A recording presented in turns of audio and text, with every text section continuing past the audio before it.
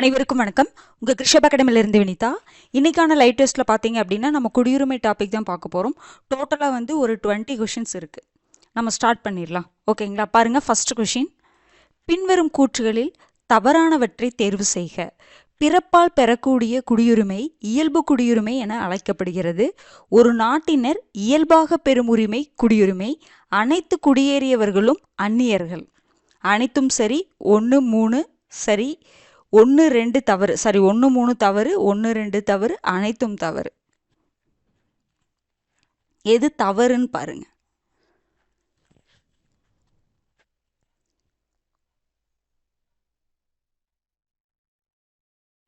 Answer பார்த்துடலாங்களா? பிறப்பால் பெறக்கூடிய உரிமை என்ன உரிமைங்க? என்ன குடியுரிமை? இயற்கை குடியுரிமை. இயல்பு குடியுரிமை கிடையாது. இயல்பு குடியுரிமை அப்படிங்கிறது இயல்பாக விண்ணப்பித்து பெறக்கூடிய உரிமை தான் குடியுரிமை தான் இயல்பு குடியுரிமை. பிறப்பால் பெறக்கூடிய குடியுரிமை அப்படிங்கிறது இயற்கையை நம்ம பிறக்கிறோம், அதனால் அது இயற்கை குடியுரிமை அப்படின்னு ஞாபகம் வச்சுக்கோங்க. ஓகேங்களா? அப்போ இது தவறு. இயற்கை குடியுரிமை வரணும். அடுத்தது பாருங்க, ஒரு நாட்டினர் இயல்பாக பெறும் உரிமை குடியுரிமை.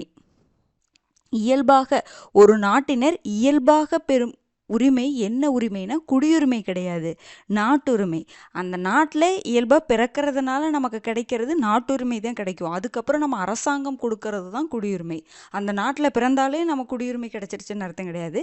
அந்த நாட்டில் பிறக்கிறோம் அப்படின்னா அது நாட்டுரிமை கிடைச்சிரும். அதுக்கப்புறம் நம்ம அப்ளை பண்ணி குடியுரிமை வாங்குற மாதிரி இருக்கும். ஓகேங்களா? அப்போ இது தவறு. அடுத்தது, அனைத்து குடியேறியவர்களும் அந்நியர்கள். இப்போ பார்த்தீங்கன்னா அந்நியர்கள்னா யார்?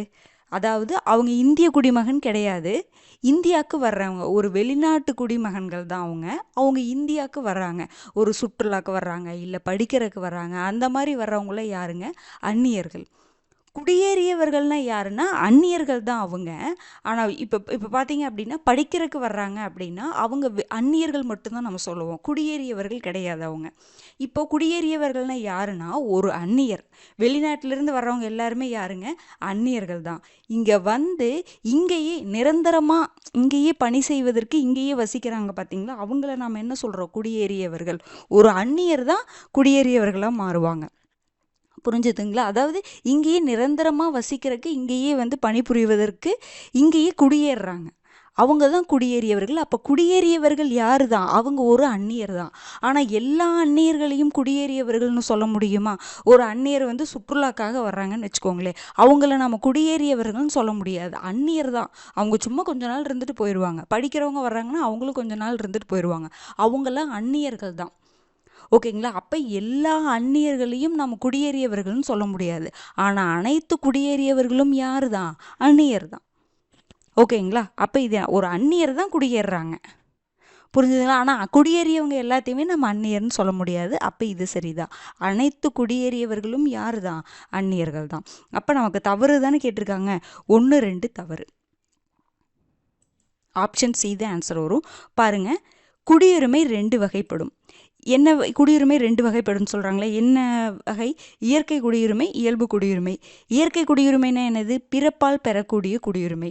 இயல்பு குடியுரிமை அப்படின்னா இயல்பாக விண்ணப்பித்து, இங்கே பிறப்பால் பெறக்கூடிய குடியுரிமை, இங்கே விண்ணப்பித்து பெறணும், அதுதான் இயல்பு குடியுரிமை.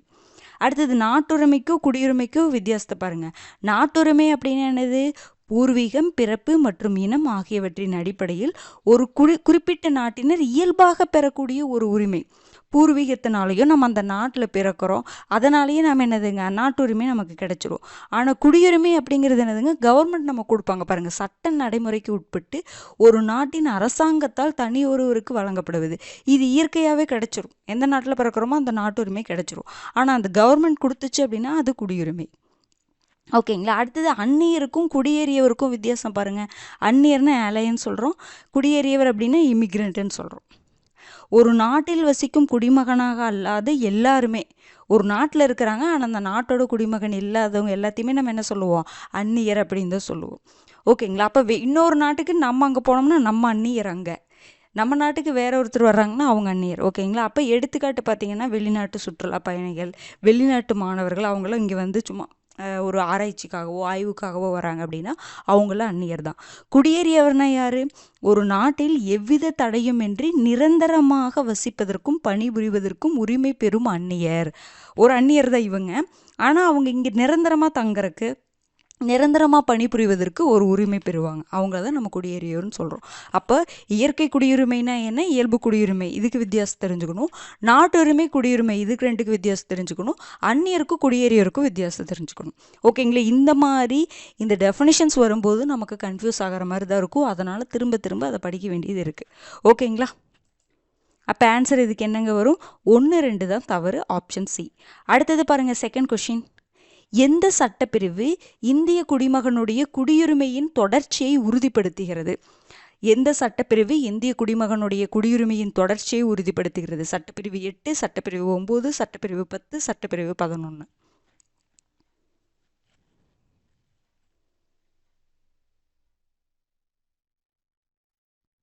ஆன்சர் என்னங்க வரும்? குடியுரிமையின் தொடர்ச்சினா நமக்கு ஏற்கனவே அந்த குடியுரிமை இருக்குது. அந்த குடியுரிமை அப்படியே நமக்கு தொடர்ந்துட்டே தான் இருக்கும்.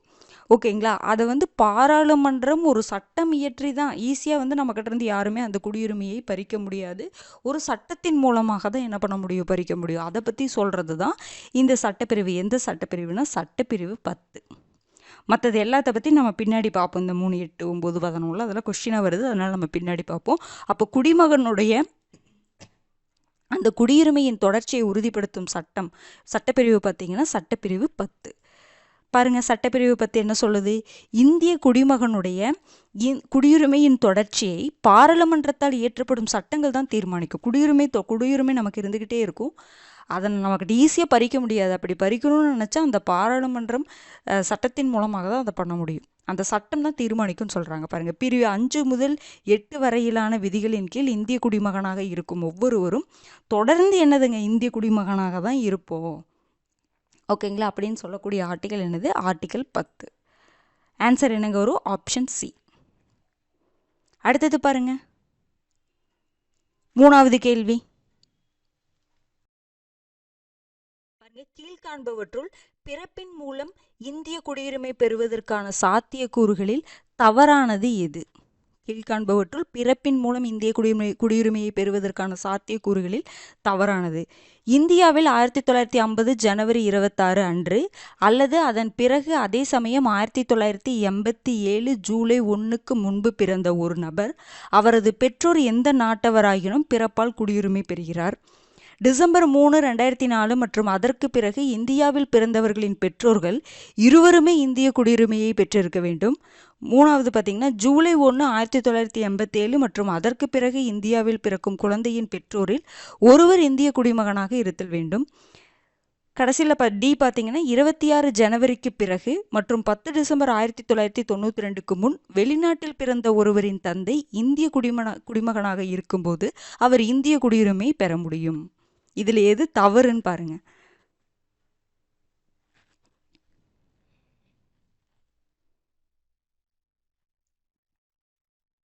ஆன்சர் பார்த்தலாங்களா? இந்தியாவில் பிறப்பின் மூலம் என்ன சொல்கிறாங்கன்னா, பிறப்பின் மூலம் இந்திய குடியுரிமையை பெறுவதற்கான, பிறப்பின் மூலம் இந்திய குடியுரிமைக்கு ஒரு 3 கண்டிஷன் கொடுத்துருக்காங்களா, அதில் எது தவறுன்னு கேட்குறாங்க. பாருங்கள், இந்தியாவில் 1950 ஜனவரி 26 அன்று அல்லது அதன் பிறகு, அதே சமயம் 1987 ஜூலை 1, இதுக்கு 2க்கும் இடைப்பட்ட காலத்தில் இந்த இடைப்பட்ட காலத்தில் பிறந்த ஒரு நபர் அவரது இந்தியாவில் பிறந்திருக்கணும். அப்படி பிறந்திருந்தாருன்னா, இந்தியாவில் இந்த காலகட்டத்துக்கு நடுவில் பிறந்திருந்தாருன்னா அவரது பெற்றோர் எந்த நாட்டவராயினும் பிறப்பால் குடியுரிமை அந்த நபர் பெறுவார். இது கரெக்டு தான். அதாவது பிறப்பின் மூலம் இது தவறுன்னு சொல்ல முடியாது, இது கரெக்டு தான். இதுக்கு இடைப்பட்ட காலத்தில் இந்தியாவில் ஒருத்தர் பிறக்கிறாருன்னா அவருடைய பெற்றோர் எந்த நாட்டை சேர்ந்தவராக இருந்தாலும் இப்போ பிறந்த இவர் பிறப்பால் குடியுரிமை பெறுகிறார். இது கரெக்டு. டிசம்பர் 3, 2004 மற்றும் அதற்கு பிறகு இந்தியாவில் பிறந்தவர்களின் பெற்றோர்கள் இருவருமே இந்திய குடியுரிமை பெற்றிருக்க வேண்டும். அதாவது இதுவும் கரெக்டு தான். டிசம்பர் 3, 2004 அன்னைக்கு இல்லை அதுக்கப்புறம் இந்தியாவில் ஒருத்தர் பிறக்கிறாருன்னா அவருடைய பெற்றோர்கள் இருவருமே இந்திய குடியுரிமையை பெற்றிருந்தால் மட்டும்தான் இவர் பிறப்பால் குடியுரிமையை பெற முடியும். இது கரெக்டு தான். அடுத்தது ஜூலை 1, 1987 மற்றும் அதற்கு பிறகு இந்தியாவில் பிறக்கும் குழந்தையின் பெற்றோரில் ஒருவர் இந்திய குடிமகனாக இருத்தல் வேண்டும். இதுவும் கரெக்டு தான். ஜூலை 1, 1987 அன்னைக்கு அதுக்கப்புறம் இந்தியாவில் ஒருத்தர் பிறக்கிறாரு அப்படின்னா அவங்க பெற்றோரில் ஒருவர் இந்திய குடிமகனாக இருந்தால் போதும். அப்படி இருந்தாங்கன்னா அவங்களுக்கு இந்திய குடியுரிமை, பிறப்பால் இந்திய குடியுரிமை கிடைக்கும். அப்போ இந்த மூணுமே பிறப்பின் மூலம் இந்திய குடியுரிமை பெறுவதற்கான சாத்தியக்கூறு தான். அடுத்தது பாருங்க, 26 ஜனவரி 1, 1950க்கு பிறகு மற்றும் 10 டிசம்பர் 1992க்கு முன் வெளிநாட்டில் பிறந்த ஒருவரின் தந்தை இந்திய குடிமகனாக இருக்கும்போது அவர் இந்திய குடியுரிமையை பெற முடியும். அதாவது நான் பிறப்பின் இந்தியாவில் பிறந்தா இந்திய குடியுரிமை கொடுக்கறது, அதுதான் பிறப்பின் மூலம். இங்கே பாருங்க, இந்த வேர்டை வச்சு நீங்கள் ஈஸியாக கண்டுபிடிக்கலாம். வெளிநாட்டில் பிறந்த ஒருவரின்னு நான் கொடுத்துருக்கேன். அப்போ வெளிநாட்டில் ஒருத்தர் பிறக்கிறார் அப்படின்னா அவருக்கு எதன் மூலமாக தான் கிடைக்கும்? வம்சாவளியின் மூலமாக தான் கிடைக்கும் இந்திய குடியுரிமை கிடைக்கும். அவங்க வெளிநாட்டில் ஒருத்தர் பிறக்கிறாருன்னா அவங்க பெற்றோர் இந்திய குடிமகனாக இருக்கலாம், மூதாதையர்கள் குடிமகனாக இருக்கலாம், அந்த வழியில தான் கொடுப்பாங்க. வெளிநாட்டில் பிறந்தான்னு கொடுத்துட்டேன். இதெல்லாம் பாருங்க, இந்தியாவில் பிறந்தவர்கள் பிறப்பால் குடியுரிமை வேணும்னா இந்தியாவில் பிறந்திருக்கணும். அவர் ஒருவேளை வெளிநாட்டில் பிறந்திருக்கிறாருன்னா அவருக்கு எது மூலமாக தான் கொடுப்பாங்க? வம்சாவளியின் மூலமாக தான் கொடுப்பாங்க. அப்போ நீங்கள் இந்த வருடத்துலாம் நான் எதுவுமே கன்ஃபியூஸ் பண்ணல. இந்த வேர்டில் தான், இந்த வேர்டை பார்த்தாவே நீங்கள் ஈஸியாக கண்டுபிடிச்சிடலாம். அப்போ இது தவறு. இந்த மூணுமே பிறப்பின் மூலம். நல்லா ஞாபகம் வச்சுக்கோங்க. இது பின்னாடி எக்ஸ்பிளனேஷனில் கொடுக்கல. எக்ஸ்பிளனேஷனில் வம்சாவளியின் மூலம் குடியுரிமை பெறுவதற்கான சாத்தியக்கூறுகள் தான் கொடுத்துருக்கேன். இந்த மூணும் நல்லா பார்த்துக்கோங்க.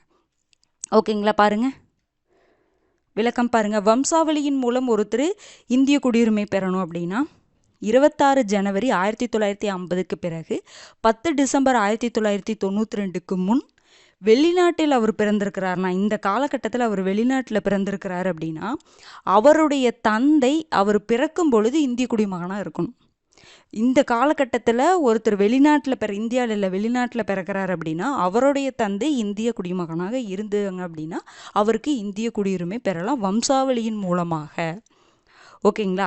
அடுத்தது என்ன கண்டிஷன் சொல்கிறாங்க? 10 டிசம்பர் 1992க்கு பின், 10 டிசம்பர் 1992க்கு அப்புறம் வெளிநாட்டில் பிறக்கிறாருன்னா ஒருத்தர் அவருடைய பெற்றோரில் எவரேனும் ஒருவர் இந்திய குடிமகனாக இருந்தாங்க அப்படின்னா அவருக்கு இந்திய குடியுரிமை பெற முடியும். முன்னாடி என்ன பார்த்தோம்? அந்த இடைப்பட்ட காலத்தில் அவருடைய தந்தை என்னவா இருக்கணும்? இந்திய குடிமகனாக இருக்கணும்.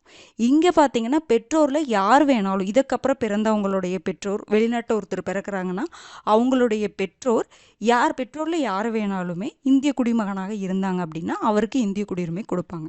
அடுத்தது பாருங்கள், 2004 டிசம்பர் 3ஆம் நாள் முதல் வெளிநாட்டில் பிறந்தவர்கள் அவர்களுடைய பிறப்பினை என்ன பண்ணணும்? 1 வருடத்திற்குள் இந்திய தூதரகத்தில் பதிவு செய்யவில்லை எனில் இந்திய வம்சாவளி குடிமகனாக முடியாது. 2004 டிசம்பர் 3க்கு அப்புறம் ஒருத்தர் வெளிநாட்டில் பிறந்திருக்காங்க அப்படின்னா அவங்க பிறப்பினை 1 வருடத்துக்குள்ளே என்ன பண்ணணும் அப்படின்னா இந்திய தூதரகத்தில் பதிவு செய்யணும். அப்படி பதிவு பண்ணிட்டாங்கன்னா அவங்களுக்கு இந்திய குடியுரிமை வம்சாவளி குடிமகனாக அவங்களால ஆக முடியும், இல்லைன்னா ஆக முடியாது. இந்த 3 கண்டிஷன் ஞாபகம் வச்சுக்கோங்க. அப்போ பிறப்பின் மூலம் என்னென்ன டேட் வருது அப்படின்னா, இதில் வராத டேட் அதில் என்ன வரும்னா ஜூலை 1, 1987. மற்றதெல்லாம் டேட்டெல்லாம் காமன் தான், சொல்லக்கூடிய விஷயங்கள் கொஞ்சம் மாறி இருக்கும். பெற்றோரில் 2 பேருமே குடிமகனாக இருக்கணுமா அப்படிங்கிற மாதிரி தகவல் தான் இருக்கும். அதை 2 கம்பேர் பண்ணி பார்த்து வச்சுக்கோங்க. ஓகேங்களா? அடுத்தது பாருங்க, 4வது கேள்வி. பாண்டிச்சேரி இந்தியாவுடன் இணைந்தபோது இந்திய அரசு அம்மக்களுக்கு எந்த வருடம் இந்திய குடியுரிமைக்கான ஆணையை வழங்கியது? 1962, 1961, 1966, 1963.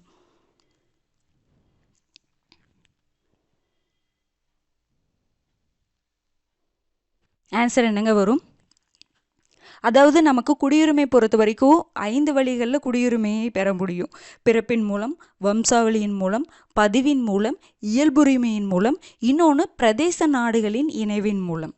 ஒரு பிரதேச நாடு இந்தியாவோட இணைஞ்சிருச்சு அப்படின்னா அந்த பிரதேசத்துக்கு என்ன கொடுத்துருவாங்க? இந்திய குடியுரிமை கொடுத்துருப்பாங்க. அப்படி பாண்டிச்சேரி நம்ம இந்தியா கூட இணைந்த போது என்ன பண்ணாங்கன்னா அங்கே இருக்கக்கூடிய மக்களுக்கு இந்திய குடியுரிமை கொடுத்தாங்க. எப்போ கொடுத்தாங்க அப்படின்னா 1962 கொடுத்துருப்பாங்க.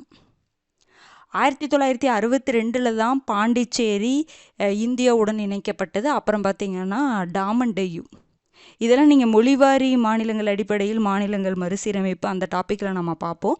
டாமண்டையும் பாண்டிச்சேரியும் 1962 இந்தியா கூட ஒரு யூனியன் பிரதேசமாக இணைக்கிறோம். 1961 பார்த்தீங்கன்னா தாத்ரா நாகர் ஹவேலி அது இந்தியா கூட இணைக்கப்படும். அடுத்தது பார்த்தீங்கன்னா 1966 சண்டிகர், இதெல்லாம் என்னதுங்க யூனியன் பிரதேசம் தான். நான் இப்போ சொல்கிறது எல்லாமே சண்டிகர் உருவாக்கப்படும், யூனியன் பிரதேசமாக உருவாக்கப்படும்.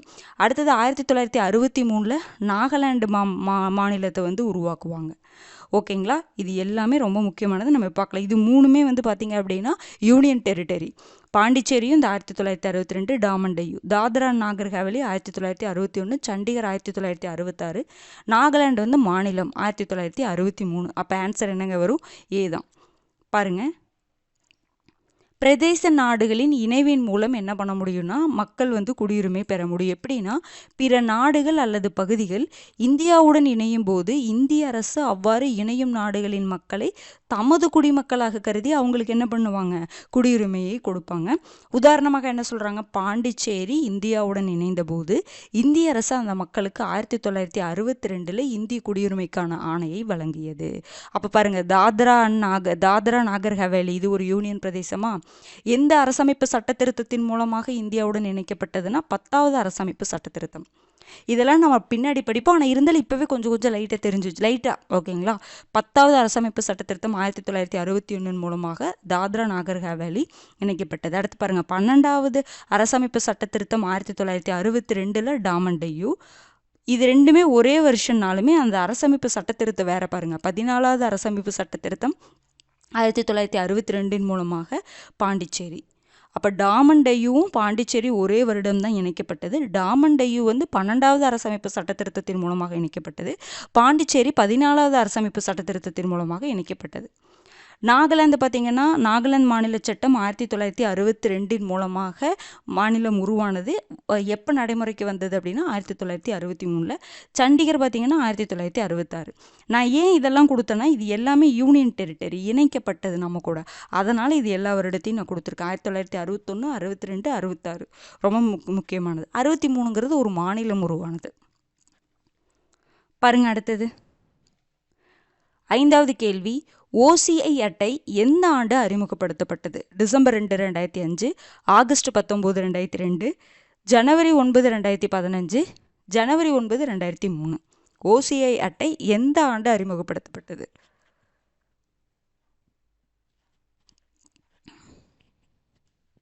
ஆன்சர் என்னங்க வரும்?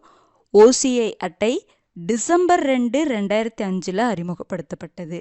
August 19, 2002 PIO, person of Indian origin, அந்த அட்டை கொடுத்தாங்க. ஜனவரி 9, 2015 என்ன பண்ணாங்க? இந்த OCIயும் PIOவையும் என்ன பண்ணிட்டாங்க? மெர்ஜ் பண்ணாங்க. இப்போ OCI அட்டை மட்டும்தான் தர்றாங்க.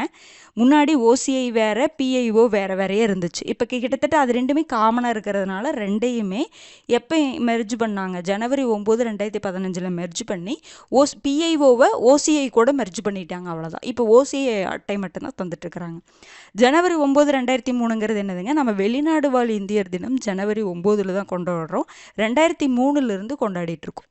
அப்போ டிசம்பர் 2, 2005 OCI, ஆகஸ்ட் 19, 2002 PIO அட்டை, ஜனவரி 9, 2015 அதை மெர்ஜ் பண்ணாங்க. ஜனவரி 9, 2003 வெளிநாடு வாழ் இந்தியர் தினம் அந்த ஆண்டிலிருந்து ஜனவரி 9 நம்ம கொண்டாடிட்டுருக்கோம். பாருங்கள், ஆன்சர் அப்போ என்ன வரும்? ஏ. பாருங்கள், OCI 2005 டிசம்பர் 2 கொண்டு வராங்க. PIO பார்த்தீங்கன்னா 19 ஆகஸ்ட் 2002. OCIனா ஓவர்சீஸ் சிட்டிசன் ஆஃப் இந்தியா, PIOனா பர்சன் ஆஃப் இந்தியன் ஆரிஜின். ஏன்னா இது மாதிரி ஷார்ட் ஃபார்ம் கொடுத்து கூட கேட்குற வாய்ப்பு இருக்குது. PIO முறை இந்திய அரசாங்கத்தால் திரும்ப பெறப்பட்டு, அப்போ இந்த PIOவை தான் என்ன பண்ணிட்டாங்க? திரும்ப பெற்று ஜனவரி 9, 2015 இந்த PIO முறையே OCI முறையுடன் இணைக்கப்பட்டது. இப்படி கூட கொஷின் கேட்கலாம். OCIயே PIO கூட இணைச்சாங்களா, இல்லை PIO முறையே OCI கூட இணைச்சாங்களா? ஏன்னா எது மேஜர்? PIOவை தான், அதையே தான் திரும்ப பெற்று, PIO அப்படிங்கிற அந்த பர்சன் ஆஃப் இந்தியன் ஆரிஜின் அப்படிங்கிறத தான் திரும்ப பெற்று என்ன பண்ணிட்டாங்க? அதையே OCI கூட இணைச்சிட்டாங்க. அடுத்து பாருங்கள், வெளிநாடு வாழ் இந்தியர் தினம் ஜனவரி 9. முதல் மாநாடு பார்த்தீங்கன்னா 2003 ஜனவரி 9 புதுடெல்லியில் நடைபெற்றது. அப்போ இந்த 4 வருடமும் டேட்டும் ரொம்ப முக்கியமானது. அடுத்தது பாருங்கள், ஆறாவது கேள்வி, குடியுரிமை திருத்தச் சட்டம் 2019 தொடர்பான கூற்றுகளில் தவறானவற்றை காண்க. ஜனவரி 10, 2020 நடைமுறைக்கு வந்தது. குடியுரிமையை பதிவு செய்து பெறுவதற்கு கட்டாயமாக 11 ஆண்டுகள் தங்கி பெற வழிவகை செய்திருந்தது. இச்சட்டம் நடைமுறைக்கு வந்த ஆண்டிற்கு முன் இந்தியாவில் குடிபெயர்ந்த இந்துக்கள், கிறிஸ்துவர்கள், சமணர்கள், பௌத்தர்கள், பார்சிகள் மற்றும் சீக்கியர்கள் ஆகிய சமூகத்தினருக்கு குடியுரிமை வழங்க வகை செய்கிறது. தவறானது எதுன்னு பாருங்க.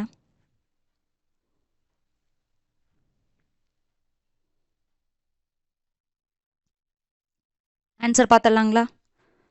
குடியுரிமை திருத்தச் சட்டம் 2019 எப்போ நடைமுறைக்கு வந்தது? ஜனவரி 10, 2020 நடைமுறைக்கு வந்தது. இது கரெக்டு தான். இது ரொம்ப முக்கியமான டேட்டு.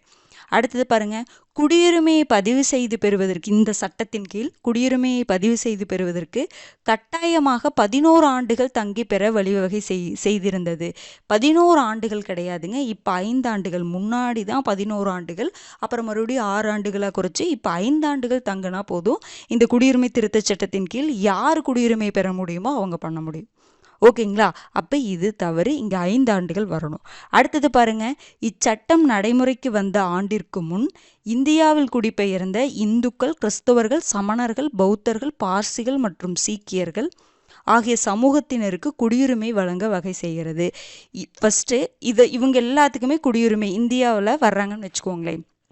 பாகிஸ்தான், ஆப்கானிஸ்தான், பங்களாதேஷ் இந்த நாடுகள்லேருந்து இந்தியாவிற்கு குடிபெயர வர்றாங்க. யார் யார்? இந்துக்கள், கிறிஸ்தவர்கள், சமணர்கள், பௌத்தர்கள், பார்சிகள், சீக்கியர்கள். இந்தியாவிற்கு வர்றாங்கன்னா இவங்களுக்கு கொடுக்கக்கூடிய குடியுரிமை தான் இந்த குடியுரிமை திருத்தச் சட்டத்தில் சொல்லியிருப்பாங்க. ஓகேங்களா? அப்போ இவங்களுக்கெல்லாம் குடியுரிமை வழங்கலான்னு சொல்லியிருப்பாங்க. ஆனால் அவங்க எந்த ஆண்டுக்கு முன்னாடி வந்திருக்கணும்? இந்த சட்டம் நடைமுறைக்கு வந்த ஆண்டுன்னு பார்த்தீங்கன்னா 2020. அப்போ 2020க்கு முன்னாடி இருந்தா 2020க்கு முன்னாடி 2020க்கு முன் இந்தியாவிற்கு குடிபெயர்ந்த இவர்களுக்கு குடியுரிமை வழங்க வகை செய்கிறதா இந்த சட்டம்? கிடையாது. 2020க்கு முன் கிடையாது. 31 டிசம்பர் 2014க்கு முன்னாடி இந்தியாவில் குடிபெயர்ந்த இவர்களுக்கு என்ன கொடுப்பாங்க? குடியுரிமை கொடுப்பாங்க. இந்த சட்டம் நடைமுறைக்கு வந்த ஆண்டிற்கு முன் கிடையாது. 2020க்கு முன் சொல்லலை, 2014க்கு முன். ஓகேங்களா? அப்போ யார் யாருக்கு குடியுரிமை கொடுக்குறாங்க அப்படிங்கிறதையும் தெரிஞ்சுக்கோங்க. அப்போ நமக்கு தவறானது அப்படின்னு பார்த்தீங்கன்னா 2, 3 தான் தவறு. Option D. பாருங்க, குடியுரிமை திருத்தச் சட்டம் 2019 அப்படியே பார்த்துடலாம். பாருங்க, மக்களவையில் ஃபஸ்ட்டு மசோதா அறிமுகம் பண்ணுறாங்க. எப்போ அறிமுகம் பண்ணி நிறைவேற்றம் பண்ணுறாங்க? எப்போ? டிசம்பர் 9, 2019. மாநிலங்களவையில் நிறைவேற்றம் பண்ணுறாங்க. எப்போ? டிசம்பர் 11, 2019. ஓகேங்களா? அடுத்தது குடியரசுத் தலைவர் ஒப்புதல் டிசம்பர் 12, 2019. நடைமுறைக்கு வர்றது 10/1, 2020. மக்களவையில் டிசம்பர் 9, 2019 அறிமுகப்படுத்தி நிறைவேற்றம் பண்ணிடுறாங்க. மாநிலங்களவையும் டிசம்பர் 11. குடியரசுத் தலைவர் அதுக்கு அடுத்த நாளே ஒப்புதல் கொடுத்துட்றாங்க. நடைமுறைக்கு வந்தது அப்படின்னு பார்த்தீங்கன்னா 10/1, 2020. இதில் இந்த டேட் ரொம்ப முக்கியம். அடுத்தது பாருங்க, பாகிஸ்தான், ஆப்கானிஸ்தான், வங்காளதேசம் ஆகிய நாடுகளில் மத ரீதியிலான துன்புறுத்தலுக்கு உள்ளாகி, இந்த 3 நாடுகள், இதை கூட கொஸ்டினாக கேட்கலாம். எந்த 3 நாடுகள்? இந்த 3 நாடுகள் ஆகிய நாடுகளில் மத ரீதியிலான துன்புறுத்தலுக்கு உள்ளாகி 31 டிசம்பர் 2014க்கு முன் இந்தியாவில் குடிபெயர்ந்த இந்துக்கள், கிறிஸ்தவர்கள், சமணர்கள், பௌத்தர்கள், பார்சிகள் மற்றும் சீக்கியர்கள் ஆகிய சமூகத்தினருக்கு குடியுரிமை வழங்குவதற்கான சட்டம்.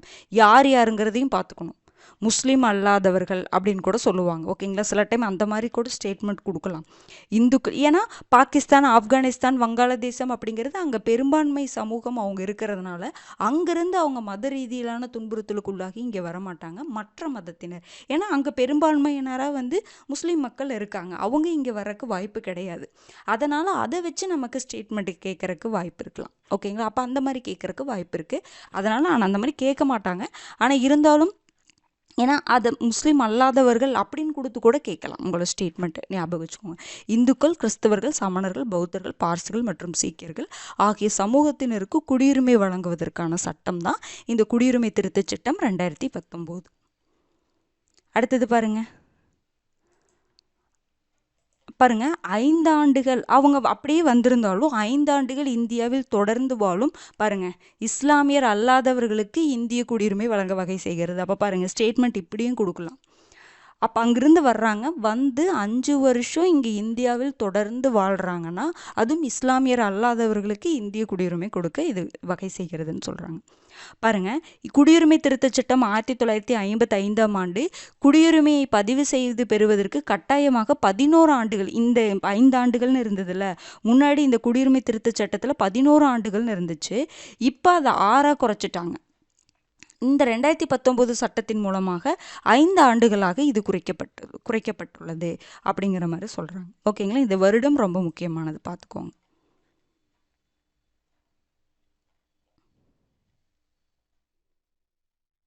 அது பாருங்க, இது பற்றி தெரிஞ்சுக்கோங்க. 5 ஆண்டுகள் இந்தியாவில் தொடர்ந்து வாழும் இஸ்லாமியர் அல்லாதவர்களுக்கும் இந்திய குடியுரிமை கொடுக்கப்படுகிறது. ஓகேங்களா, அவங்க முன்னாடி 11 வருஷம், அப்புறம் 6 வருஷம், இப்போ 5 வருஷம், அந்த எப்படி குறைஞ்சது அப்படிங்கிறதையும் கொஞ்சம் பார்த்து வச்சுக்கோங்க.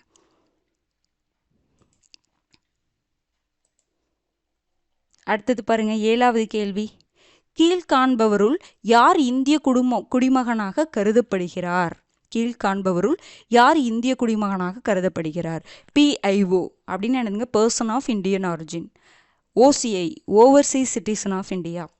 NRI non resident Indian. டியில் வந்து எல்லாமே ABC எல்லாமே வருவாங்க இந்திய குடிமகனாக. இதில் எதுன்னு பாருங்க. ஆன்சர் என்னங்க வரும்? PIO வருவாங்களா? கிடையாது. OCI வருவாங்களா? கிடையாது. இந்த person of Indian origin, overseas citizen of India, இது ரெண்டுமே பார்த்தீங்கன்னா என்ன சொல்லலாம் அப்படின்னா அவங்க வெளிநாட்டு குடிமகன், அதாவது வெளிநாட்டில் குடிமகன் தான், ஆனால் இந்தியாவை பூர்வீகமாக கொண்டவர்கள்னு சொல்லலாம். கிட்டத்தட்ட இது ரெண்டும் ஒரே மாதிரி தான், நாடுகள் மட்டும்தான் வேறையாக இருக்கும். இந்தியாவை பூர்வீகமாக கொண்டவர்கள் அப்படின்னு என்னதுங்க? அவங்களுடைய பெற்றோரோ மூதாதையர்களோ இந்திய குடிமகனாக இருப்பாங்க, ஆனால் இவங்க வெளிநாட்டு குடிமகனாக இருப்பாங்க. புரிஞ்சுதுங்களா? அவங்கள வெளிநாட்டு குடிமகன் தான் இவங்க, இந்தியாவை பூர்வீகமாக கொண்டவர்களாக இருப்பாங்க. இது ரெண்டுமே NRI. அப்போ இவங்க வெளிநாட்டு குடிமகன் தானே இவங்க 2 பேருமே, அதனால் இந்திய குடிமகன் அவங்கள சொல்ல முடியுமா? முடியாது. ஆனால் NRI அப்படிங்கிறது என்னென்னா நான் ரெசிடென்ட் இந்தியன். ரெசிடென்ட்னா என்னதுங்க? இருக்கிறது இந்தியாவில் வசிக்க மாட்டாங்க, வெளிநாட்டில் இருப்பாங்க, வெளிநாட்டில் வேலைக்காக போயிருப்பாங்க, ஆனால் அவங்க இந்திய குடிமகன் தான் அவங்க. புரிஞ்சுதுங்களா? இந்திய குடிமகன் தான், ஆனால் வெளிநாட்டில் வேலைக்காக போய் தங்கி வேலை செஞ்சுட்டு இருக்கிறாங்க, அங்கே இது பண்ணிட்டு இருக்கிறாங்க, அங்கே வசிக்கிறாங்க, ஆனால் இந்திய குடிமகன் தான் அவங்க. புரிஞ்சுதுங்களா? அப்போ அவங்க வாக்களிக்க முடியுமா? இங்கே கரெக்ட், இவங்க வாக்களிக்க முடியும். அவங்க இந்திய குடிமகன் தான். இவங்க 2 பேர் PIOவும் OCI இந்த கார்டு வச்சுருக்கவங்க வாக்களிக்க முடியுமா? முடியாது. ஏன்னா அவங்க வெளிநாட்டு குடிமகன், இந்தியாவை பூர்வீகமாக கொண்டவர்கள் தான், ஆனால் வெளிநாட்டு குடிமகன் வாக்களிக்க முடியாது. NRI வாக்களிக்க முடியும். ஏன்? அவங்க வந்து இந்திய குடிமகன், அதனால் வாக்களிக்க முடியும். ஓகேங்களா? ஆனால் வெளிநாட்டில் வசிக்கிறாங்க. அப்போ NRI தான் உங்களுக்கு ஆன்சர் வரும். ஏன்னா இது மாதிரிலாம் கொஞ்சம் கன்ஃபியூஸ் பண்ணிடலாம், அதனால் அதை கொஞ்சம் புரிஞ்சுக்கோங்க. பாருங்கள், இப்போ இந்த 3க்குமே டெஃபினேஷன் கொஞ்சம் நல்லா பார்த்து வச்சுக்கோங்க. இந்திய பூர்வீக குடியினர், PIO person of Indian origin. இந்திய குடியுரிமை பாருங்கள், இந்திய குடியுரிமை உடைய மூதாதையர்களை கொண்ட வெளிநாட்டில் குடியுரிமை பெற்றிருக்கும் ஒருவர் இந்திய பூர்வீக குடியினர். இந்திய குடியுரிமை உடைய மூதாதையர்கள், ஒரு வெளிநாட்டில் குடியுரிமை பெற்ற ஒருவர் தாங்க அவங்க, ஆனால் அவங்களுடைய மூதாதையர்கள் இந்திய குடியுரிமை பெற்றவங்களாக இருப்பாங்க. அவங்கள நம்ம இந்திய பூர்வீக குடியினர்னு சொல்லுவோம். ஆனால் எந்தெந்த நாடுகளில் இல்லாதவங்க பாருங்கள், பாகிஸ்தான், வங்காளதேசம், இலங்கை, பூட்டான், ஆப்கானிஸ்தான், சீனா, நேபாளம் நீங்களாக. இந்த வெளிநாட்டில் குடியுரிமைன்னு சொல்கிறோம்ல, அந்த வெளிநாடு எந்த நாடாக இருக்கக்கூடாது? பாகிஸ்தான், வங்காளதேசம், இலங்கை, பூட்டான், ஆப்கானிஸ்தான், சீனா, நேபாளமாக இருக்கக்கூடாது. ஓகேங்களா? அடுத்தது பாருங்கள், OCI அப்படிங்கிறது ஓவர்சீஸ் சிட்டிசன் ஆஃப் இந்தியா, வெளிநாட்டு குடியுரிமையை கொண்ட இந்தியாவில் வசிப்பதற்கான அட்டையை இவங்களும் வெளிநாட்டு குடியுரிமை தான். இந்தியாவை பூர்வீகமாக கொண்டு வெளிநாட்டு குடிமகன், கிட்டத்தட்ட இது ரெண்டும் ஒரே மாதிரி இருக்குது பார்த்தீங்களா? இதில் எந்தெந்த நாடு இந்த வெளிநாட்டில் வராது? பாகிஸ்தானும் வங்காளதேசம் மட்டும் வராது. காலவரையறையின்றி இந்தியாவில் வசிப்பதற்கும் பணி செய்வதற்கும் OCI அட்டை வச்சுருப்பாங்க. இங்கே வேலை செய்கிறதுக்காக வந்திருப்பாங்க, OCI அட்டை வச்சு இங்கே வேலை செஞ்சிட்ருப்பாங்க அவங்க. ஆனால் அவங்க வெளிநாட்டு குடிமகன், இந்தியாவை பூர்வீகமாக கொண்ட வெளிநாட்டு குடிமகன். இப்போ பார்த்தீங்கன்னா இவங்க 2 பேர் ரெண்டையுமே மெர்ஜ் பண்ணதுனால கிட்டத்தட்ட இந்த நாடுகள் கன்ஃபியூஷன் வராது. இப்போ அந்த மாதிரி கேள்வி கேட்குறதுல ஒருவேளை மென்ஷன் பண்ணி முன்னாடி எப்படி இருந்துச்சு அப்படின்னு கேட்குற கூட வாய்ப்பு இருக்கலாம். இப்போ இது 2ஐயும் மென்ஷன் பண்ணிட்டங்காட்டி இந்த நாடுகள் எல்லாமே வரும் 2க்குமே. ஆனால் 2 மென்ஷன் பண்ணிட்டாங்க, அதாவது மெர்ஜ் பண்ணிட்டாங்கல்ல, அதனால். ஓகேங்களா. அப்போ வெளிநாடு வாழ் இந்தியர்னா யார்? நான் ரெசிடென்ட் இந்தியன். இந்திய கடவுச்சீட்டினை பெற்று வெளிநாட்டில் வசிக்கும் இந்திய குடிமக்கள். இதுதான் ரொம்ப, வெளிநாட்டில் வசிக்கக்கூடிய இந்திய குடிமக்கள். ஓகேங்களா. அப்போ இந்த 3க்கும் வித்தியாசம் புரிஞ்சுக்கோங்க. இந்த 3 எந்தெந்த ஆண்டு கொண்டு வந்தாங்க அப்படிங்கிறத பார்த்துக்கோங்க. அடுத்தது 8வது கேள்வி பாருங்க. சட்டப்பிரிவு 7 குறிப்பிடுவது. சட்டப்பிரிவு 7 குறிப்பிடுவது இந்தியாவை வசிப்பிடமாக கொண்ட நபரின் குடியுரிமை, பிரிக்கப்படாத இந்தியாவில் பிறந்த பெற்றோர்களில் ஒருவரை கொண்ட நபர்களின் குடியுரிமை, பாகிஸ்தானிலிருந்து இந்தியாவிற்கு புலம்பெயர்ந்தவர்களுக்கான குடியுரிமை, இந்தியாவிலிருந்து பாகிஸ்தானிற்கு குடிபெயர்ந்து பின் மீண்டும் இந்தியாவிற்கு குடிபெயர்ந்தவர்களுக்கான குடியுரிமை. ஆர்டிகல் 10 நம்ம முன்னாடியே பார்த்தோம்.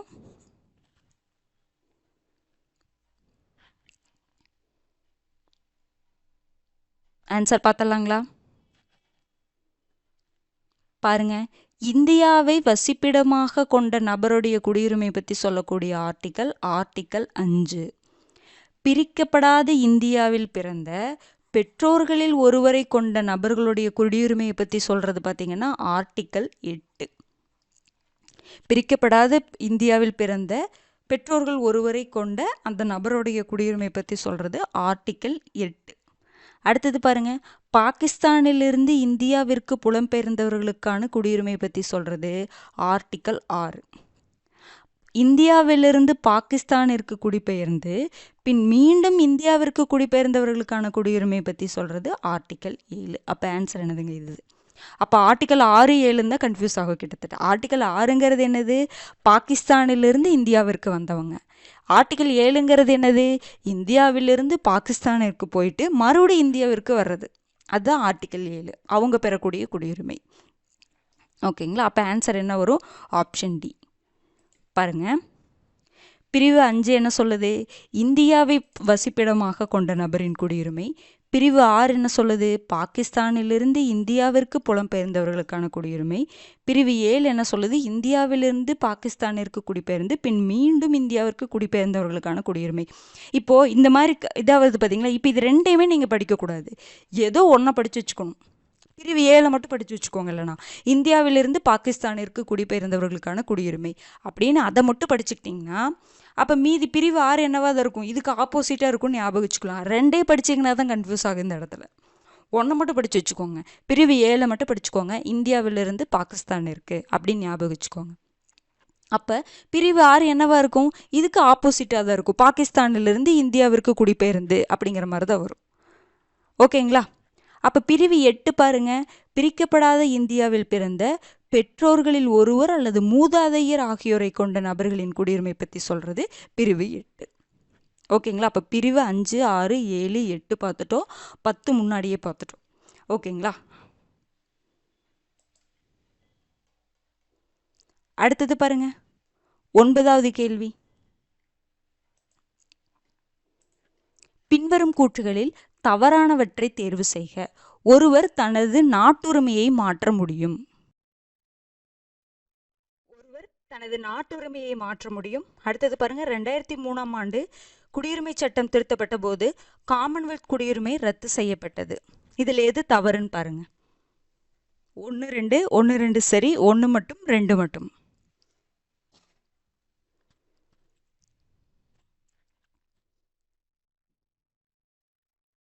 ஆன்சர் என்னங்க வரும்?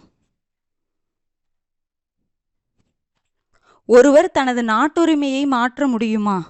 முடியாது. அந்த நாட்டில் பிறக்கிறாங்க, அவங்களுக்கு நாட்டுரிமை இருக்குது. அந்த நாட்டுரிமையை மாற்ற முடியாது, குடியுரிமையை வேணால் மாற்ற முடியும். அப்போ இது தவறு. அடுத்தது பாருங்கள், 2003ஆம் ஆண்டு குடியுரிமை சட்டம் திருத்தப்பட்டது. அப்போ திருத்தப்பட்ட போது காமன்வெல்த் குடியுரிமை ரத்து செய்யப்பட்டதா? கரெக்டு தான். ஓகேங்களா. அப்போ தவறுன்னு பார்த்தீங்கன்னா 1 மட்டும் தவறு, ஆப்ஷன் சி. பாருங்கள், நாட்டுரிமைக்கும் குடியுரிமைக்கும் நம்ம முன்னாடியே வித்தியாசம் பார்த்தோம். நாட்டுரிமைனா என்ன? பூர்வீகம், பிறப்பு மற்றும் இனம் ஆகியவற்றின் அடிப்படையில் ஒரு குறிப்பிட்ட நாட்டினர் இயல்பாக பெறக்கூடிய அந்த உரிமையை தான் நம்ம நாட்டுரிமைன்னு சொல்லுவோம். குடியுரிமை அப்படிங்கிறது சட்ட நடைமுறைக்கு உட்பட்டு ஒரு நாட்டின் அரசாங்கத்தால் தனி ஒருவருக்கு வழங்கப்படுவது தான் குடியுரிமை. அப்போ இதன் மூலமாக என்ன சொல்கிறாங்க? ஒருவர் தனது நாட்டுரிமையை மாற்ற முடியாது. அது இயல்பு அங்கே தான் பிறக்கிறாங்க. அதனால் அந்த நாட்டுரிமையை மாற்ற முடியாது. ஆனால் அவங்களுடைய குடியுரிமையை என்ன பண்ண முடியும்? மாற்ற முடியும். குடியுரிமை திருத்தச் சட்டம் 2003 என்ன பண்ணுச்சு அப்படின்னா காமன்வெல்த் குடியுரிமையை ரத்து செய்தது. இதெல்லாம் ரொம்ப முக்கியமான திருத்தச் சட்டங்கள், பார்த்துக்கோங்க. அடுத்தது பாருங்க, 10வது கேள்வி. கீழ்காணும் கூற்றுகளில் சரியானவற்றை காண்க. சிட்டிசன் எனும் சொல் சிவிஸ் எனும் லத்தீன் சொல்லிலிருந்து பெறப்பட்டது. இந்திய அரசியலமைப்பு ஏற்றுக்கொள்ளப்படுவதற்கு முன்பே பிரிட்டன் விதிகளின்படி இந்திய குடியுரிமை வழங்கப்பட்டது. 1 மட்டும் சரி, 2 மட்டும் சரி, 1 2 சரி, 1 2 தவறு.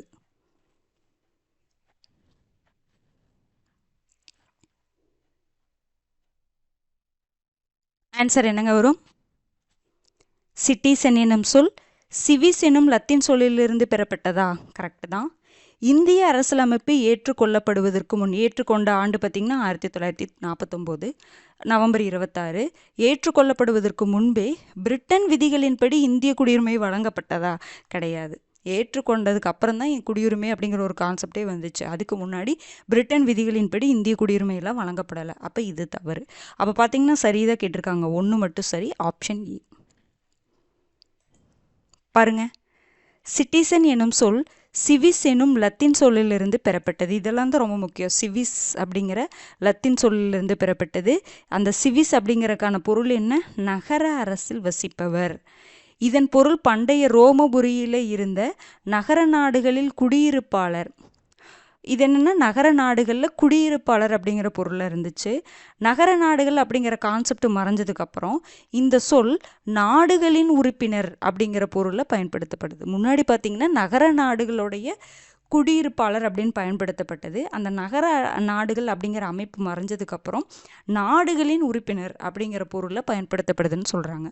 ஒரு நாட்டின் குடிமக்கள் பார்த்திங்கன்னா அனைத்து விதமான குடியியல் மற்றும் அரசியல் உரிமைகளை அனுபவிக்க தகுதி உடையவர்கள். ரொம்ப ரொம்ப முக்கியமான பாயிண்ட்.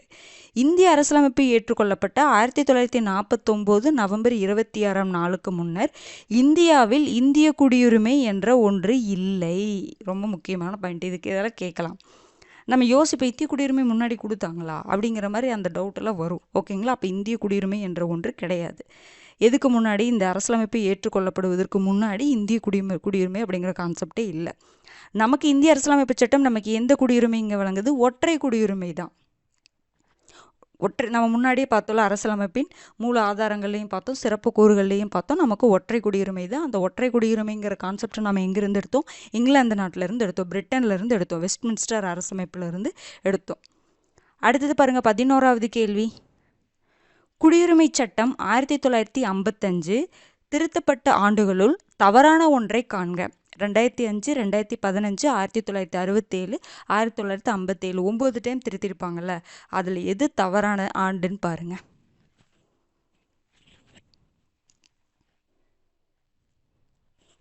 ஆன்சர் பார்த்துடலாங்களா?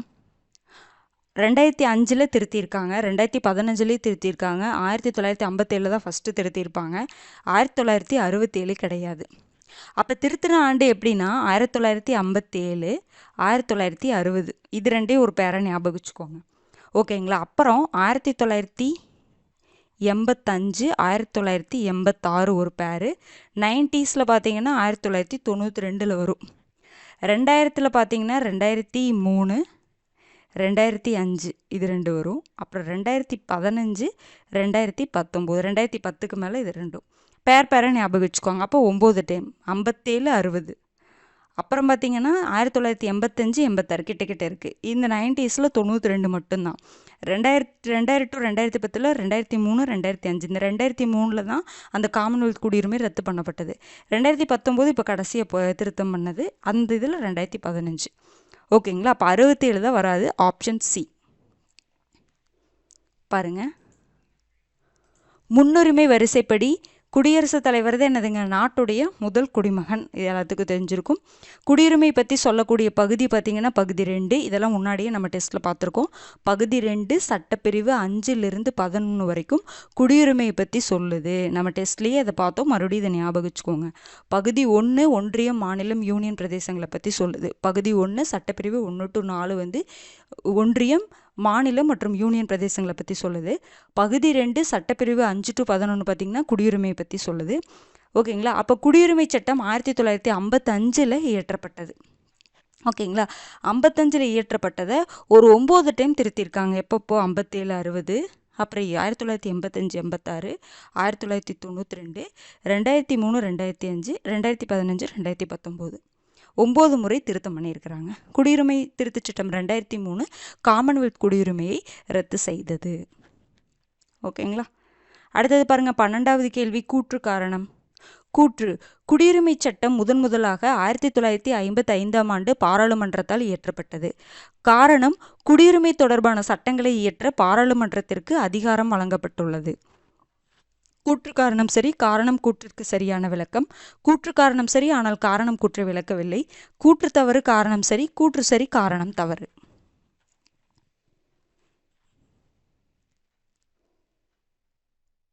ஆன்சர் என்னங்க வரும்? குடியுரிமை சட்டம் முதலாக எப்பங்க இயற்றப்பட்டது? 1955 தான் பாராளுமன்றத்தால் இயற்றப்பட்டது. இது கரெக்டு தான்.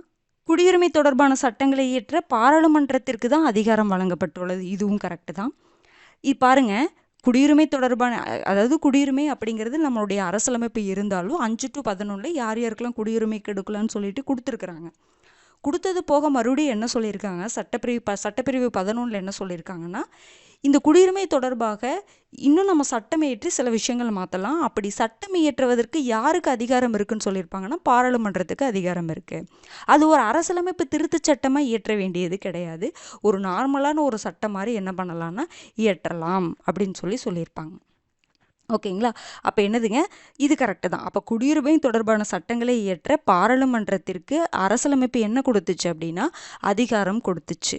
அதனால தான் குடியுரிமை சட்டம் முதலாக 1955 பாராளுமன்றத்தால் இயற்றப்பட்டது. இது காரணம் சரிதான். இந்த பாராளுமன்றத்திற்கு அதிகாரம் கொடுத்ததுனால தான் பாராளுமன்றம் 1955 இயற்றினாங்க அப்படின்னு நம்ம காரணத்தை நம்மளால இதை சொல்ல முடியும். அப்போ கூற்று காரணம் சரி, காரணம் கூற்றிற்கு சரியான விளக்கம். பாருங்க, அப்போ அந்த பாராளுமன்றத்திற்கு குடியுரிமை தொடர்பான சட்டம் இயற்றுவதற்கான அதிகாரம் கொடுத்த சட்டப்பிரிவு பார்த்தீங்கன்னா சட்டப்பிரிவு 11. ஏன்னா உங்களுக்கு 5 to 11 யார் யாருக்கெல்லாம் குடியுரிமை கொடுக்கணும் அப்படிங்கிற மாதிரிலாம் சொல்லியிருப்பாங்க. ஏன்னா அது அப்டேட் ஆகணும்ல, காலம் மாற சில இதெல்லாம் மாறணும். அப்போ இனி வரக்கூடிய காலகட்டத்தில் பாராளுமன்றம் என்ன பண்ணிக்கலாம், இது தொடர்பாக சட்டம் இயற்றிக்கலாம்னு சொல்லிட்டு 11 சொல்லியிருப்பாங்க. குடியுரிமை பெறுதல், முடிவுக்கு வருதல் தொடர்பான சட்டங்களை வகுத்திட பாராளுமன்றத்திற்கான அதிகாரம். குடியுரிமை சட்டம் 1955 ஃபஸ்ட்டு இயற்றுறாங்க. அப்போ அதுக்கு குடியரசுத் தலைவர் எப்போ ஒப்புதல் அளிக்கிறாரு? 30 டிசம்பர் 1955 ஒப்புதல் அளிக்கிறாங்க. ஓகேங்களா. அடுத்தது பாருங்க 13வது கேள்வி. எந்த தேதி மற்றும் ஆண்டிற்கு பின் வெளிநாட்டில் பிறந்த ஒருவரின் பெற்றோரில் எவரேனும் ஒருவர் இந்திய குடிமகனாக இருக்கும் பட்சத்தில் அவர் இந்திய குடியுரிமையை பெற முடியும்? இது முன்னாடி எக்ஸ்பிளனேஷனில் பார்த்தோம். எந்த தேதி மற்றும் ஆண்டிற்கு பின் வெளிநாட்டில் பிறந்த ஒருவரின் பெற்றோரில் எவரேனும் ஒருவர் இந்திய குடிமகனாக இருக்கும் பட்சத்தில் அவர் இந்திய குடியுரிமையை பெற முடியும். 2004 டிசம்பர் 3, 1992 டிசம்பர் 10, 1987 ஜூலை 1, 1950 ஜனவரி 26.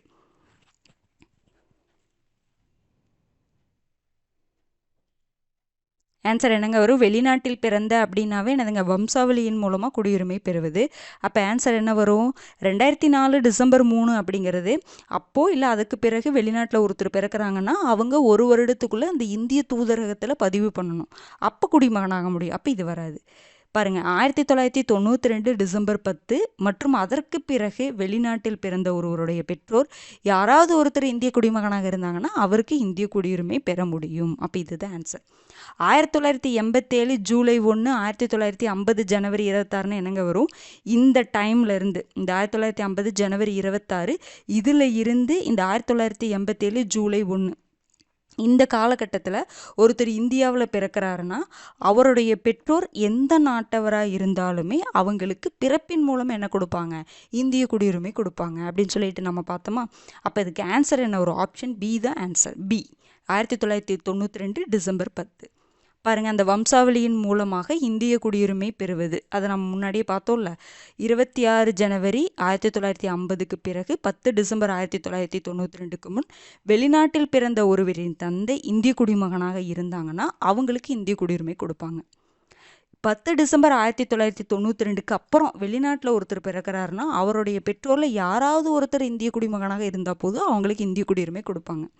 2004 டிசம்பர் 3ஆம் நாள் முதல் வெளிநாட்டில் ஒருத்தர் பிறக்கிறாங்கன்னா அவங்களுடைய பிறப்பினை 1 வருடத்திற்குள்ளே என்ன பண்ணணும், இந்திய தூதரகத்தில் ரெஜிஸ்டர் பண்ணால் அவங்க இந்திய குடியுரிமை பெற முடியும். இந்த டேட்டெல்லாம் முக்கியங்க. இது போக இன்னொரு டேட் நான் என்ன சொன்னேன், ஜூலை 1 1987. பிறப்பின் மூலம் வம்சாவளியின் மூலம் ரெண்டையுமே கம்பேர் பண்ணி படித்து வச்சுக்கோங்க. ஓகேங்களா. அடுத்தது 14வது கேள்வி பாருங்கள். பின்வரும் கூற்றுகளில் சரியானவற்றை தேர்வு செய்க. இயல்புரிமை மூலம் இந்திய குடியுரிமையை பெற ஒருவர் இந்தியாவில் 7 ஆண்டுகள் வசித்த பிறகே விண்ணப்பிக்க முடியும். இந்திய குடிமகன் இன்னொரு நாட்டின் குடியுரிமையை பெற முடியும். இதில் எது சரின்னு பாருங்க. 1 2 சரி, 1 2 தவறு, 1 மட்டும் சரி, 2 மட்டும் சரி.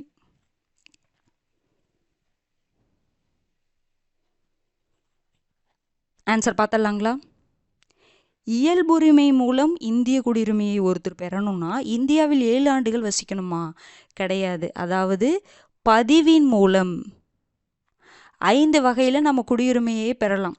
பிறப்பின் மூலம், வம்சாவளியின் மூலம், அடுத்தது பதிவின் மூலம், இயல்புரிமையின் மூலம், அடுத்தது பிரதேச நாடுகளின் இணைவின் மூலம் பெற முடியும். ஓகேங்களா. அப்போ இந்த பதிவின் மூலம் இந்திய குடியுரிமையை பெறணும் அப்படின்னா ஒருவர் இந்தியாவில் 7 ஆண்டுகள் வசித்தாதான் பதிவின் மூலம் ரெஜிஸ்டர் பண்ணி விண்ணப்பிச்சு என்ன பண்ண முடியும், குடியுரிமையை பெற முடியும். இயல்புரிமையின் மூலம் இந்திய குடியுரிமையை பெறணும் அப்படின்னா அவங்க அப்ளிகேஷன் போட்டதுக்கப்புறம் 1 வருஷம் இந்தியாவில் வசிக்கணும், வேலை செய்யணும், கவர்மெண்ட் ஜாபில் இருக்கணும் அப்படிங்கிற மாதிரி சொல்லியிருப்பாங்க.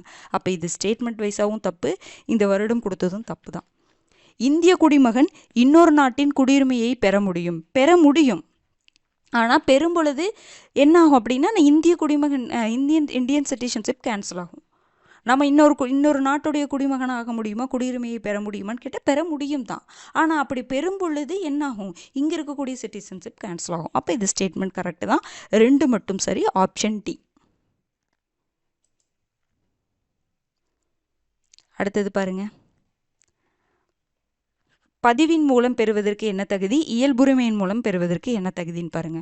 ஒருவர் இந்திய குடியுரிமை கூறி பொருத்தமான அங்கீகாரத்துடன் பதிவு செய்வதன் மூலம் என்ன பண்ண முடியும், இந்திய குடியுரிமை பெறலாம்.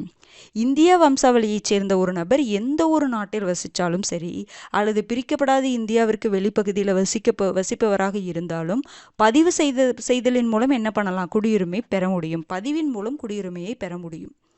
அப்போ என்ன பண்ணியிருக்குன்னா இந்திய வம்சாவளியைச் சேர்ந்த ஒரு நபர் எந்த ஒரு நாட்டில் வசித்தாலும் இந்தியாவில் 7 ஆண்டுகள் வசித்த பிறகுதான் பதிவு செய்வதற்கு விண்ணப்பிக்க முடியும். அதுவும் பாருங்க, இந்திய வம்சாவளியைச் சேர்ந்தவராக இருக்கணும் அவர். அதுதான் இந்த இடத்துல ரொம்ப முக்கியம். இது கூட கொஸ்டின். பதிவின் மூலம் ஒருத்தர் பதிவின் மூலம் ஒருத்தர் இந்திய குடியுரிமை பெறணும் அப்படின்னா அவர் கண்டிப்பாக என்னவா இருக்கணும், இந்திய வம்சாவளியாக இருக்கணும். இயல்புரிமைக்கு அப்படி கிடையாது. நார்மலாக வேற ஒரு நாட்டினர் கூட என்ன பண்ணலாம், இயல்புரிமையின் மூலமாக இந்திய குடியுரிமை பெறலாம். ஆனால் பதிவின் மூலம் இந்திய குடியுரிமையை பெறணும் அப்படின்னா அவர் கண்டிப்பாக இந்திய வம்சாவளியை சேர்ந்தவராக இருக்கணும். அப்போ என்னது, இந்தியாவில் 7 ஆண்டுகள் வசித்த பிறகு தான் அவங்க என்ன பண்ண முடியும், விண்ணப்பிக்க முடியும். இயல்புரிமையின் மூலம் அப்படின்னா ஒருவர் விண்ணப்பிப்பதன் மூலமாக என்ன பண்ணலாம், மத்திய அரசு அவருக்கு இயல்பு குடியுரிமைக்கான சான்றிதழை வழங்குகிறது. யார் வேணாலும், இப்போ வெளிநாட்டு குடியுரிமையை வெளிநாட்டில் ஒரு குடியுரிமை பெற்றிருக்கிறாரு, அந்த குடியுரிமையை அவர் துறக்கும் பட்சத்தில் அவர்களுக்கு இயல்பு குடியுரிமை கிடைக்கும். நம்ம இந்தியா கொடுப்பாங்க. அதாவது பதிவு அப்படிங்கிறது அவர் இந்திய வம்சாவளியாக கண்டிப்பாக இருக்கணும். இயல்புரிமையின் மூலம் அப்படின்னா அவர் யார் வேணாலும் இருக்கிறான், வெளிநாட்டு குடியுரிமை வச்சிருக்கலாம். அவர் அந்த வெளிநாட்டு குடியுரிமையை துறந்தார் அப்படின்னா இங்கே அப்ளை பண்ணி அவங்க இந்திய குடியுரிமையை வாங்க முடியும். பாருங்க, ஒரு கண்டிஷன் என்ன, விண்ணப்பித்த பின்னர் 12 மாதங்கள் இந்தியாவில் வசித்திருக்கவோ அல்லது அரசாங்க பணியில் இருந்திருக்கவே வேண்டும். அப்ளிகேஷன் போட்டதுக்கப்புறம் 1 வருஷம் இந்தியாவில் இருக்கணும், இல்லைன்னா கவர்மெண்ட் ஜாப்ல இருக்கணும் இந்தியாவில் அப்படிங்கிற மாதிரி சொல்கிறாங்க. நல்ல பண்புகளையும் இந்திய அரசியலமைப்பில் 8வது அட்டவணையில் குறிப்பிட்டுள்ள ஏதேனும் ஒரு மொழியில், 22 மொழிகள் 8வது அட்டவணையில் இருக்கும் பார்த்தீங்களா, அதில் ஏதேனும் ஒரு மொழியில் போதிய அறிவினையும் பெற்ற ஒருவர் இயல்பு குடியுரிமையை பெற தகுதியுடையவர் சொல்கிறாங்க. ஏதேனும் அந்த 22 மொழியில் ஏதேனும் ஒரு இதில் போதிய அறிவு, ரொம்ப பெருசாக இல்லை, நார்மலாக போதிய அறிவு பெற்றிருந்தாருன்னு அப்படின்னா அவங்க இயல்பு குடியுரிமையை பெற முடியும். ஓகேங்களா. அடுத்தது பாருங்க, 15வது கேள்வி. இந்திய கடவுச்சீட்டினை பெற்று வெளிநாட்டில் வாழும் இந்திய குடிமகன் எவ்வாறு அழைக்கப்படுகிறார்? PIO person of Indian origin, NRI non resident Indian, OCI overseas citizen of India, ANC. இதில் எது வரும்னு பாருங்க. இது முன்னாடியே பார்த்தது தான் டெஃபினிஷன். இந்திய கடவுச்சீட்டினை பெற்று வெளிநாட்டில் வாழும் இந்திய குடிமகன் யாருங்க? NRI. PIOவும் OCIயும் வெளிநாட்டு குடிமகன், இந்தியாவை பூர்வீகமாக கொண்டவர்கள் பார்த்தோம். NRI தான் பார்த்தீங்கன்னா வெளிநாட்டில் இருக்கக்கூடிய இந்திய குடிமகன். அப்போ என்னதுங்க? NRI தான் வரும். ஆப்ஷன் B தான். பாருங்கள், இந்த 3க்கு டெஃபினிஷன் மறுபடியும். இந்திய பூர்வீக குடியினர்னா யாரு? இந்திய குடியுரிமை உடைய மூதாதையர்களை கொண்ட வெளிநாட்டில் குடியுரிமை பெற்றிருக்கும் ஒருவர். ஓவர்சீஸ் சிட்டிசன் ஆஃப் இந்தியானா யாரு? இந்தியாவை பூர்வீகமாக கொண்ட வெளிநாட்டு குடிமகன். இதில் பாகிஸ்தான் வங்காளதேசம் நீங்களாக, இங்கே பாகிஸ்தான் வங்காளதேசம் இலங்கை பூட்டான் ஆப்கானிஸ்தான் சீனா நேபாளம் நீங்களாக. ஓகேங்களா. இந்த 2க்கும் வித்தியாசம் இதுதான். இப்போ 2ஐயும் இணைச்சிட்டாங்க. அடுத்தது பாருங்க, வெளிநாடு வாழ் இந்தியர் NRI நான் ரெசிடென்ட் இந்தியன் இந்திய கடவுச்சீட்டினை பெற்று வெளிநாட்டில் வசிக்கும் இந்திய குடிமக்கள். அடுத்தது பாருங்க, 16வது கேள்வி. பின்வரும் கூற்றுகளை ஆராய்க. வெளிநாடு வாழ் இந்தியர் தினம் தொடர்பான முக்கிய மாநாடு ஒவ்வொரு ஆண்டும் ஜனவரி 9 அன்று நடத்தப்படுகிறது. 18வது வெளிநாடு வாழ் இந்தியர் மாநாடு ஒடிசாவில் நடைபெற்றது. இதில் எது சரின்னு பாருங்க. 1 மட்டும் சரி, 1 2 சரி, 2 மட்டும் சரி, 1 2 தவறு.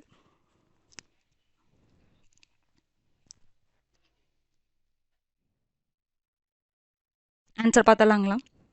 வெளிநாடு வாழ் இந்தியர் தினம் எப்பங்க கொண்டாடப்படுது?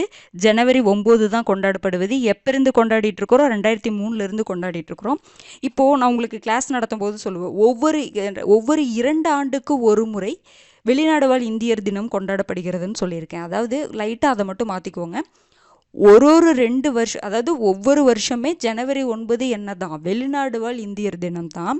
ஆனால் மாநாடு நடத்துகிறாங்க பார்த்தீங்களா, அந்த மாநாடு தான் 2 வருஷத்துக்கு ஒரு தடவை.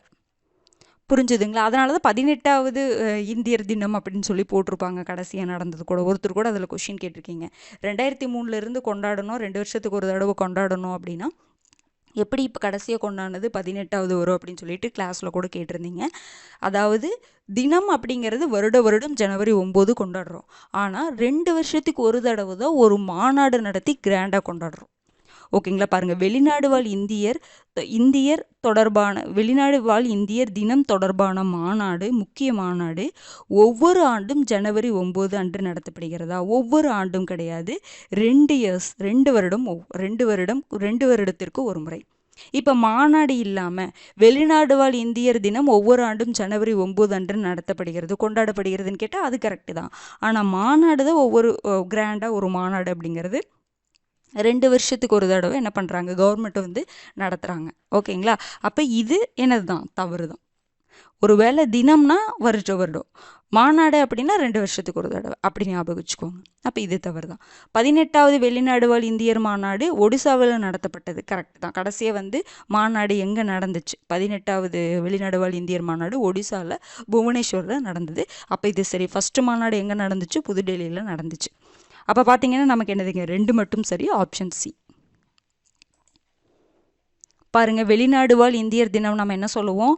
பிரவாசி பாரதிய திவாஸ் அப்படின்னு சொல்லுவோம். சில டைம் இப்படி கூட கேட்டுருவாங்க, பிரவாசி பாரதிய திவாஸ் அப்படின்னு சொல்லி. இந்திய அரசின் வெளியுறவுத்துறை அமைச்சகத்தால் 2 ஆண்டுகளுக்கு ஒரு முறை மாநாடு அப்படின்னு போட்டுக்கோங்க. மாநாடு நடத்தப்படுகிறது அப்படின்னு அந்த நோட்ஸில் மாற்றி வச்சுக்கோங்க. ஆனால் தினம் ஒவ்வொரு வருடம் கொண்டாடப்படுகிறது. மாநாடு தான் 2 வருஷத்துக்கு ஒரு தடவை வெளியுறவுத்துறை அமைச்சகத்தால் கவர்மெண்ட்டால் கொண்டாடப்படுது. எந்த அமைச்சகத்தால் 2 வருடத்திற்கு ஒரு முறை வெளிநாடு வாழ் இந்தியர் தினம் ஒரு கிராண்டாக மாநாட்டின் மூலமாக கொண்டாடப்படுகிறது அப்படின்னு பார்த்தீங்கன்னா வெளியுறவுத்துறை அமைச்சகத்தால். ஓகேங்களா? அடுத்தது பாருங்க, இது எதற்காக எந்த நாளை வந்து நம்ம வெளிநாடு வாழ் இந்திய தினமாக கொண்டாடுறோம் அப்படின்னா, மகாத்மா காந்தி தென்னாப்பிரிக்காவிலிருந்து இந்தியாவிற்கு வருகை புரிந்த தினமான ஜனவரி 9ஆம் நாள் கொண்டாடப்படுகிறது. ஓகேங்களா? மகாத்மா காந்தி தென்னாப்பிரிக்காவிலேருந்து இந்தியாவிற்கு ஜனவரி 9ல் வராரு. அந்த நாளை தான் நம்ம என்னவா கொண்டாடுறோம்னா வெளிநாடு வாழ் இந்தியர் தினமாக கொண்டாடுறோம். இந்த தினம் பார்த்திங்கன்னா இந்தியாவின் வளர்ச்சிக்காக வெளிநாட்டில் வசிக்கும் இந்தியர்களின் பங்களிப்பினை போற்றும் வகையில் அது கொண்டாடப்படுது. இந்த நாளை இப்படி கொண்டாடுங்க அப்படின்னு சொல்லிட்டு எல்.எம். சிங்வி குழுவின் பரிந்துரையின் அடிப்படையில் தான் நம்ம கொண்டாடுறோம். ஓகேங்களா? எந்த குழுவுடைய பரிந்துரையின் அடிப்படையில்னு கேட்கலாம். எல்.எம். சிங்வி. முதல் மாநாடு 2003 ஜனவரி 9 புதுடெல்லியில் நடைபெற்றது. இதில் வந்து எக்ஸ்ட்ரா பாயிண்ட் பார்த்திங்கன்னா இந்த வெளியுறவுத்துறை அமைச்சகத்தால் கொண்டாடப்படுகிறது தெரிஞ்சுக்கணும். அடுத்தது எல்.எம். சிங்வி குழுவின் பரிந்துரையின் அடிப்படையில், அதை ஞாபகம் வச்சுக்கோங்க. அடுத்தது பாருங்க, 17வது கேள்வி. எந்த சட்டம் அல்லது சட்டப்பிரிவுகள் இந்திய குடியுரிமை பெறுவதற்கும் இழப்பதற்கும் முறையே 5 மற்றும் 3 வழிகளை குறிப்பிட்டுள்ளது? குடியுரிமை திருத்தச் சட்டம் 2019, குடியுரிமை திருத்தச் சட்டம் 2003, குடியுரிமை சட்டம் 1955, சட்டப்பிரிவு 5 to 11.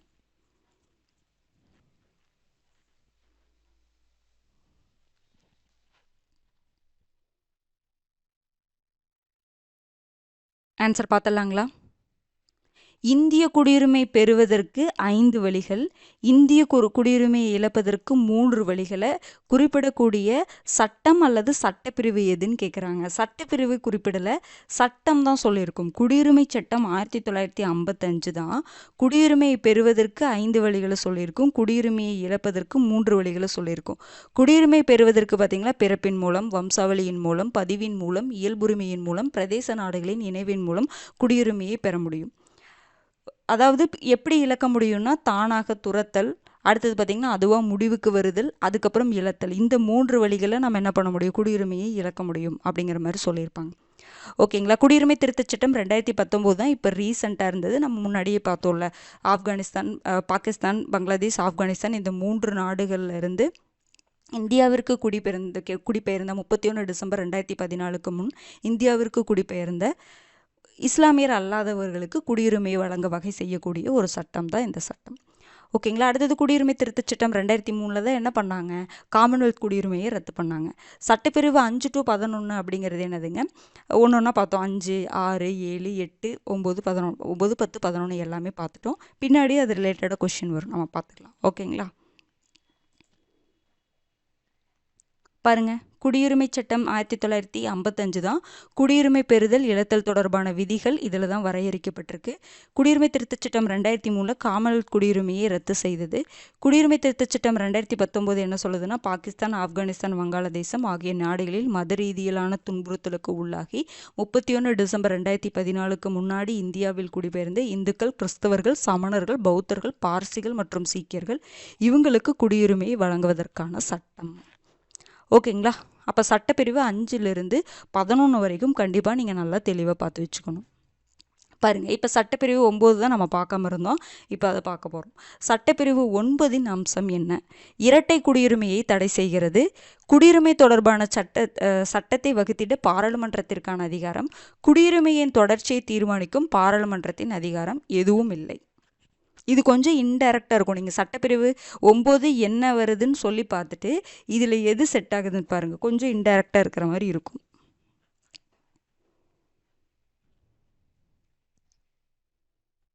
ஆன்சர் என்னங்க வரும்? சட்டப்பிரிவு 9 அம்சம். இப்போ பாருங்கள், குடியுரிமையின் தொடர்ச்சியை தீர்மானிக்கும் பாராளுமன்றத்தின் அதிகாரம். ஃபஸ்ட் எடுத்தோன்னா அந்த கொஷின் தான் பார்த்தோமா முன்னாடியே, ஆர்டிக்கல் 10. குடியுரிமை தொடர்பாக சட்டத்தை இயற்ற பாராளுமன்றத்திற்கு தான் அதிகாரம் கொடுக்கப்பட்டிருக்குன்னு சொன்ன ஆர்டிக்கல் என்னதுங்க? ஆர்டிக்கல் 11 நம்ம முன்னாடியே பார்த்துட்டோம். இப்போ பாருங்கள், இரட்டை குடியுரிமையை தடை செய்கிறது அப்படின்னு சொல்லிட்டு டைரெக்டாக அதில் இல்லை, இன்டைரக்டாக சொல்லியிருப்பாங்க. சட்டப்பிரிவு 9 குறிப்பிடுவது இதுதான், இரட்டை குடியுரிமையை தடை செய்கிறது அப்படின்னு அங்கே கொடுக்கல. என்ன சொல்லியிருப்பாங்கன்னா, ஒருத்தர் தானாக இன்னொரு வெளிநாட்டு குடியுரிமையை பெற்றுட்டாருன்னா இந்திய குடியுரிமை அதுவாக கேன்சல் ஆயிரும். ஏன்னா ஏன்னா நம்மளோட இந்தியா ஃபாலோ பண்ணுறது என்னதுங்க, ஒற்றை குடியுரிமை தானே.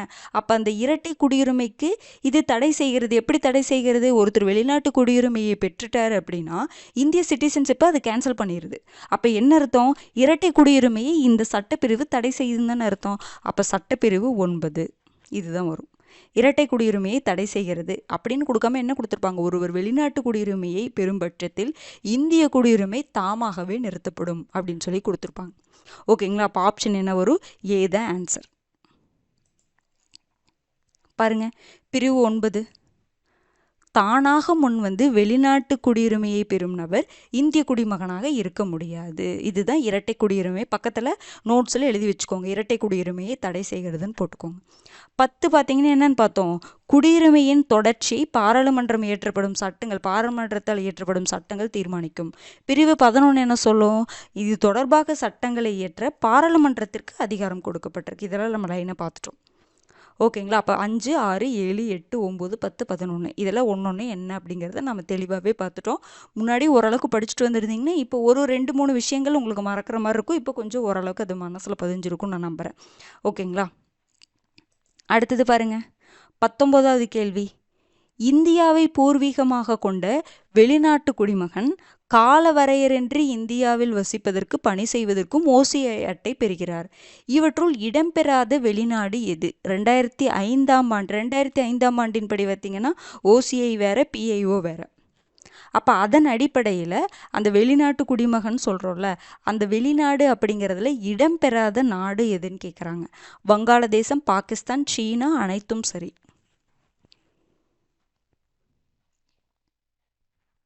ஆன்சர் என்னங்க வரும்? அந்த வெளிநாட்டு குடிமகன்களில் எந்த நாடுகள் நீங்களாகன்னு இருக்கும்? வங்காளதேசமும் பாகிஸ்தானும், இது ரெண்டும் நீங்களாக. ஓகேங்களா? அதாவது இதில் இடம்பெறாத நாடு அப்படின்னு என்னதுங்க, சீனா தான் அதில் இடம்பெறாது. அனைத்தும் சரின்னு வராது. நீங்களாகன்னு கொடுத்துருக்கோம்ல, அந்த வெளிநாட்டு நீங்களாக அப்படின்னு சொல்லி கொடுத்துருக்கோம்ல.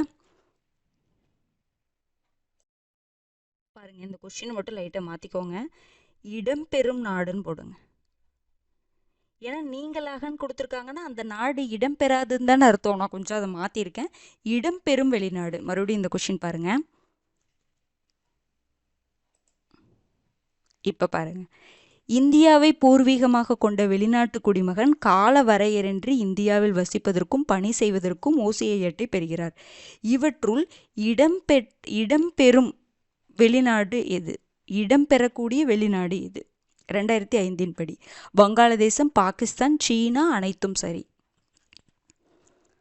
அப்ப வங்காளதேசம் இதுல இடம்பெறுதா?